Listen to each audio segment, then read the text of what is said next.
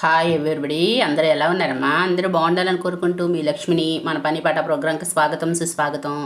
ఈరోజు వచ్చి నేను టొమాటో గోంగూర ఇగురమ్మా. ఇదైతే నేను ఈరోజు ఎలక్ట్రిక్ కుక్కర్లో పెట్టానురా. గ్యాస్ కొంచెం టైట్గా ఉందంటున్నారు కదా, కొంత కందిపప్పు కానీ పప్పుచారు కానీ ఇటువంటి ఏమన్నా బాయిల్ చేసి పెడుతున్నాను రా. రైస్ ఒకటి సేవ్ అవుతుందని. మీరు ఎంతమంది పెడుతున్నారు ఇట్లా కామెంట్ చేయండి. సరేనమ్మా, ఈరోజైతే టమాటాను గోంగూర కలిపి ఉల్లిపాయ పచ్చిమిరపకాయ అమ్మ వేసేసి కొంతసేపు బాగా మనం ఉడకబెట్టినాకమ్మా ఉప్పు పసుపు కారం బాగుంటుందిరా ఈ కూర మాత్రం.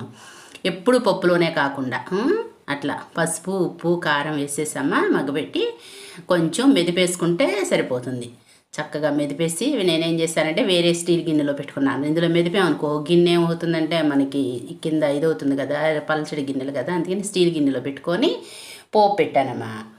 పోపు పెట్టేటప్పుడు మళ్ళీ ఏం చేస్తారంటే మీరు కొంచెం ఆనియన్స్ వేయండిరా, బాగుంటుంది. ఇందులో కొంచెం ఆనియన్స్ వేస్తాం కదా, మళ్ళీ కొంచెం ఆనియన్స్ పోపులో కూడా వేపామనుకో అమ్మ చాలా బాగుంటుంది కూర మాత్రం. ఇందులో మనకి వచ్చేసి చల్లమిరపకాయలు కాంబినేషను పెట్టుకొని నంచుకు తిన్నా బాగుంటుంది. చల్లమిరపకాయలు ఉంటాయిరా, మామూలుగా పోపులో వేసేసుకోవచ్చు. 2-3 వేసుకుంటే చక్కగా అట్టే నాని బాగుంటుంది. ఇంకా అదమ్మా వెల్లుల్లి కూరకు కొంచెం వెల్లుల్లి వేస్తే చాలా బాగుంటుంది. వెల్లుల్లి శనగపప్పు ఎండుమిర్చి ఆవాలు జీలకర్ర కరివేపాకు ఇవన్నీ వేసారా, తెలిసిందేగా. అది ఉల్లిపాయ మళ్ళీ కొంచెం ముక్కలు ఇందులో కూడా వేసామ్మా, బాగా వేపాలిరా.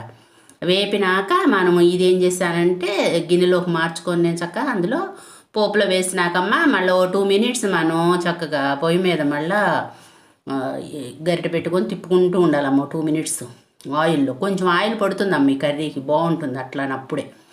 ఇంగువ లేదురా నాకు, ఇంగువ ఉంటే వచ్చి మీకు ఇంగువ ఫ్లేవర్ ఇష్టమైతే కొంచెం వేయండి బాగుంటుంది. అలా చల్లమిరపకాయలు ఏమన్నా ఉంటే 2-3 యాడ్ చేసుకోండి, ఇందులో బాగుంటుంది కూర మాత్రం. ఇంకదేరా ఈరోజు కొంచెం నెయ్యి వేసా లాస్ట్లో 1 స్పూన్, మీరు ఇష్టమైతే వేసుకోండి. ఏమా పాట మొదటివాడు ఎప్పుడు ఒక్కడే మరి, మొదటి అడుగు ఎప్పుడు ఒంటరే మరి.